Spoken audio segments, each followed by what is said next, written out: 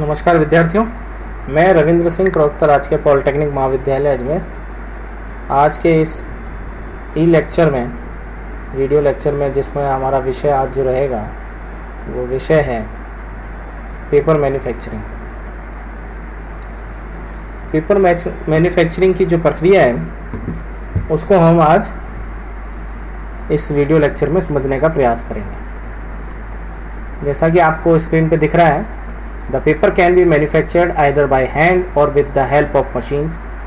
The important steps involved in the manufacturing of paper are: first, preparation of pulp; second, preparation of stock; C, making of paper; D, pressing, drying or calendering; and the last जो step है वो cutting and packaging.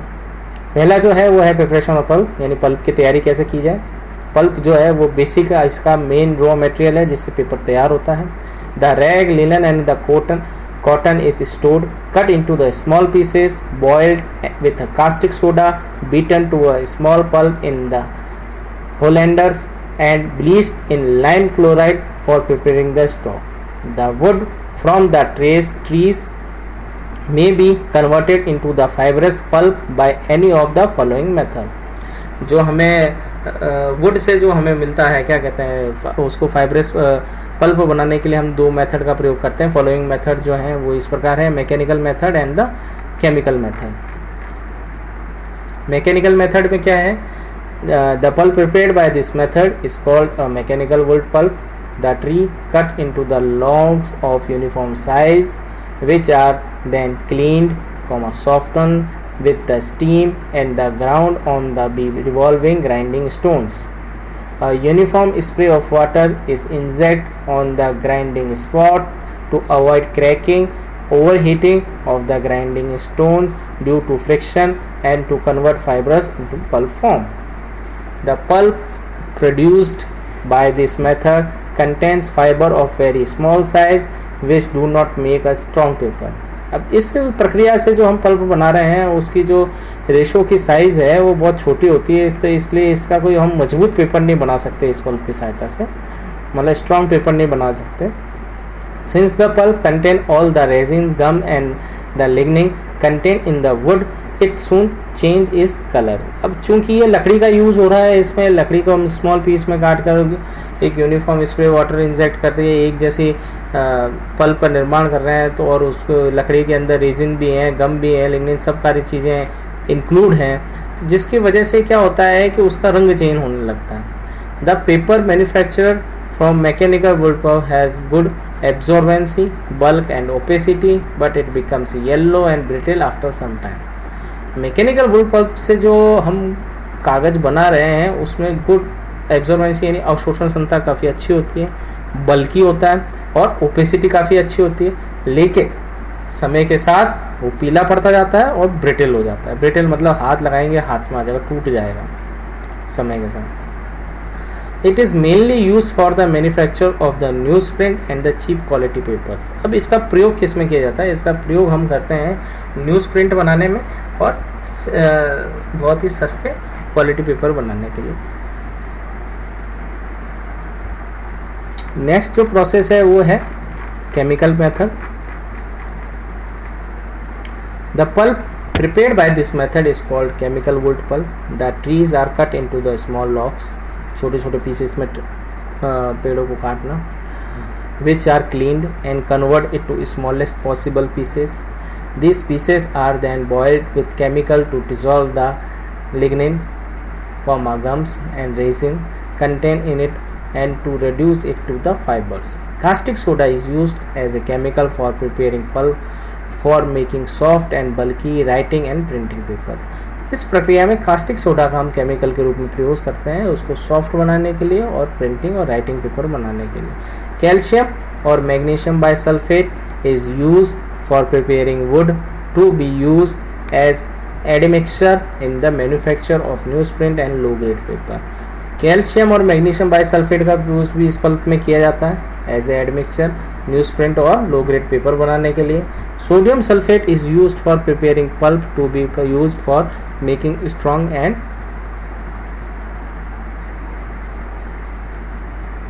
टिनशियस paper.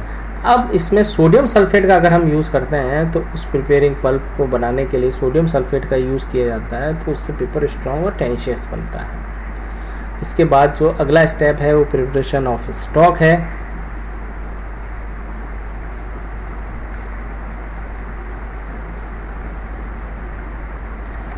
The chemical wood pulp is thoroughly cleaned, bleached and refined by the beating process। अभी जो wood pulp chemical wood pulp बनी है इसे हम पूरी अच्छी तरह से साफ़ किया जाता है, ब्लीच किया जाता है, रिफाइन यानी कि और अच्छा साफ़ किया जाता है by the beating process. In the if the beating is short the paper produce is soft, bulky and opaque. If the beating is long, the paper produce is hard, smooth, thin and less opaque। अब इसमें beating की प्रक्रिया के ऊपर कागज़ की quality depend कर रही है। यदि बीटिंग प्रक्रिया जो है वो शॉर्ट है तो जो उससे पेपर बनेगा वह सॉफ्ट होगा, बल्कि होगा और ओपेक होगा, और यदि बीटिंग की प्रक्रिया ज़्यादा अधिक लंबी चल रही है तो उससे जो पेपर बन रहा है वो हार्ड है, स्मूथ है, थिन है और लेस ओपेक होगा। The papers produced from the chemical wood pulp are costlier and the superior because the chemical method yields comparatively less pulp than the mechanical method। जो केमिकल मेथड से paper बनाए जाते हैं वो थोड़े कॉस्टली और बढ़िया क्वालिटी के होते हैं बनिस्बत मैकेनिकल वुड पल्प की सहायता से बनाने वाले पेपरों के अपेक्षा। After the raw material has been covered into pulp, certain loading and sizing materials are added to it before making the paper। कुछ एडिटिव्स मिलाए जाते हैं इसमें, जिनको हम लोडिंग और सीजनिंग मैटर्स कहते हैं, रॉ मटेरियल के रूप में इस पल्प के अंदर मिलाए जाते हैं। Loading, the main purpose of loading is to fill up the gap between the fibres. इसी प्रक्रिया का मतलब ये है कि जो फाइबर्स के बीच के मध्य जो गैप रह गया है उसको फिलअप करना। Printing quality of the paper and the form smooth and uniform surface। The loading materials are also known as fillers।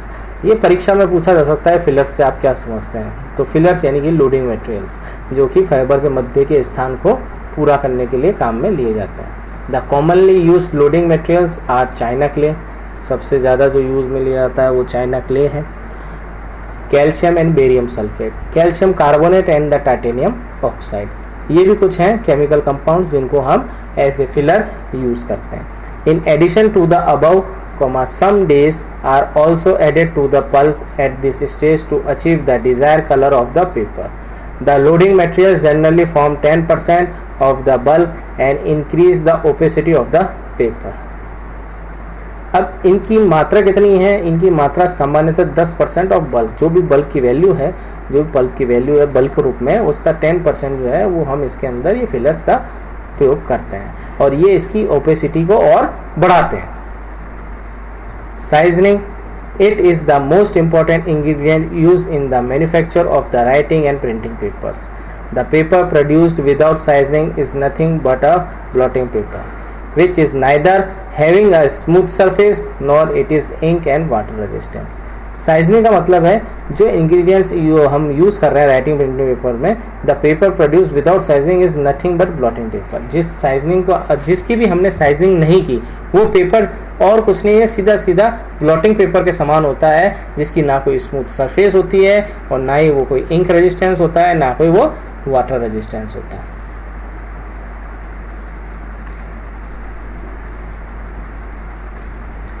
Seasoning is ink therefore done to reduce the ink penetration and spreading property of the paper। ये क्या करता है साइजनिंग? आपके ink की penetration को reduce करता है और उसकी स्प्रेडिंग प्रॉपर्टी को इम्प्रूव करता है, सरफेस फिनिश, और उसकी सरफेस फिनिश को इम्प्रूव करता है। It also increase the strength of paper की स्ट्रेंथ को भी बढ़ाता है। गिव स्ट्रॉन्ग कोहेजन और टू दी फाइबर्स, जो उनके फाइबर्स के बीच का बॉन्ड है उसको भी स्ट्रॉन्ग करता है। The various sizing material are use are rosin, gelatin, starch and casein. The sizing is the two types, engine sizing and tub sizing. In engine sizing ये दो प्रकार की होती हैं, engine sizing and tub sizing. Engine sizing में generally rosin is added in the pulp during beating process, while in the tub sizing the starch is applied on the surface of the paper when it is still on the machine। Tub sizing is also known as surface sizing and it's particularly important for the offset paper। because it prevents fiber from of the paper from the sticking to the blanket and disturb in the printing.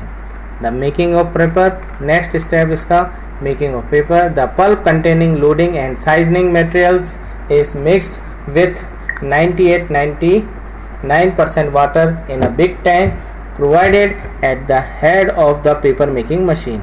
The stirrer in the tank keeps the pulp suspension agitating to ensure the uniform viscosity of the suspension as it comes out from the outlet provided at the bottom of the tank. Just below the outlet is a long continuous belt of the finely woven wire mesh supported by rollers. Two suction boxes are also provided at the bottom of the upper portion of the belt to remove water from the newly made paper. The paper making unit of the machine is called a foundrinier. For making paper, a required amount of the suspension is released from the tank and allowed to fall the endless moving belt, which is also vibrate uniformly to ensure proper interweaving of the fiber in the paper. The excess water is drained off from the wire mesh and also sucked by the suction boxes. The sheet of the paper thus formed still contains 75 to 80% water. अभी भी ये सब होने के बाद भी 75 से 80% पानी उन शीट्स पे रह जाता है. The pattern of the wire mesh is formed at the lower surface of the paper in order to smoothen and match the upper surface of the paper with its lower surface. A bigger cylinder made of wire mesh equal to the width of the endless belt is provided on it between the suction boxes. The cylinder is commonly known as dandy roll or dandy. The dandy roll is also used to produce watermark in the paper. A pattern of the required watermark design made up on the metal and is taken and fixed on the dandy roll. When the paper comes under this pattern, the fiber are pressed and the design is transferred onto the paper. Actually, the paper becomes thin and transparent at the place coming under the pattern, and hence the design has been easily seen by viewing the paper against the light. The watermark are used to indicate either the name or brand of the paper. The thickness or GSM of the paper is controlled either by the opening at the outlet of the tank containing the pulp suspension or by the speed of the machine. The slow speed of the machine will make thicker papers, while the higher speed of the machine make thin papers. The thicker of the paper is also directly proportional to the opening of the outlet. इसके बाद जो अगला step है वो है pressing, drying and calendering. The paper now jumps from the wire mesh onto the specially woven cotton felt and pressed through a series of cylinders called couch rolls to extract more water from the paper. इस स्थिति में जो उस paper में से और भी जो पानी है वो भी हम एक्सट्रैक्ट कर लेते हैं जब उसको काउच रोल से गुजारा जाता है. The couch roll are arranged exactly one above the other in set of the two cylinder each. The paper contains 65 to 70% water when it leaves the present unit. जब इस यूनिट को छोड़ देता है उसके बाद भी 65 से 70% पानी उसमें रह जाता है. ये एक डायग्राम है, ये देखिए आप, ये पल्प है नंबर 1, इसमें वो घूम रहा है स्टीरियर यानी कि वो पल्प को घुमाता जा रहा है. दूसरा tank containing pulp, second number water suspension, तीसरा टैंक आउटलेट जिसकी सहायता से और मशीन की स्पीड से हम दोनों चीज़ें कंट्रोल कर सकते हैं उसकी थिकनेस. फिर है वायर मैश बेल्ट, उसके बाद है सक्शन बॉक्सेस जो कि एक्स्ट्रा पानी को स्टोर कर लेते हैं. छठवां है डैंडी रोल, सातवां है वाटरमार्क डिज़ाइन. उसी डैंडी रोल पे एक डिज़ाइन जो है वो लगा दिया गया है. फिर उसके बाद आठवां है paper jumping from wire mesh to cotton felt. दूसरा 9वां जो है वो है कॉटन फेल्ट. 10वां है paper being transferred from the foundry to the couching unit. Couching unit के बाद से काउच रोल 11 नंबर को दर्शाया हुआ है. फिर paper moving from one unit to other. 13वीं कैलेंडर यूनिट है और 14वीं paper ready to for use है. इसके बाद after couching the paper passes through a drying unit provided with a number of steam heater cylinders which are arranged in the staggered forms. The drying unit bring down the moisture content of the paper to 6 to 8%. The moisture is essential in the paper for ease in its handling or further processing. In order to increase gloss and surface smoothness of the paper, it is passed under the pressure through highly polished steel cylinder, and the process called is known as calendering. The number of the cylinder of in the unit determine the degree of gloss and smoothness. अब इसके बाद आता है last cutting and baking. The calendar paper is first wound in the form of a big roll and then cut into the sheet of the required size. The cut sheets are packed in a ream of 500 sheets each. Sometimes the big rolls before packing are cut into rolls for different widths for using the web fed rotaries.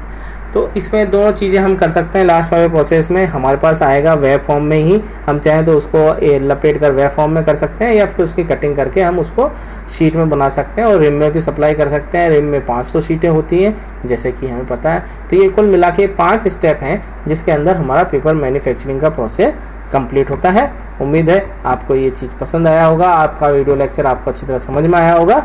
धन्यवाद।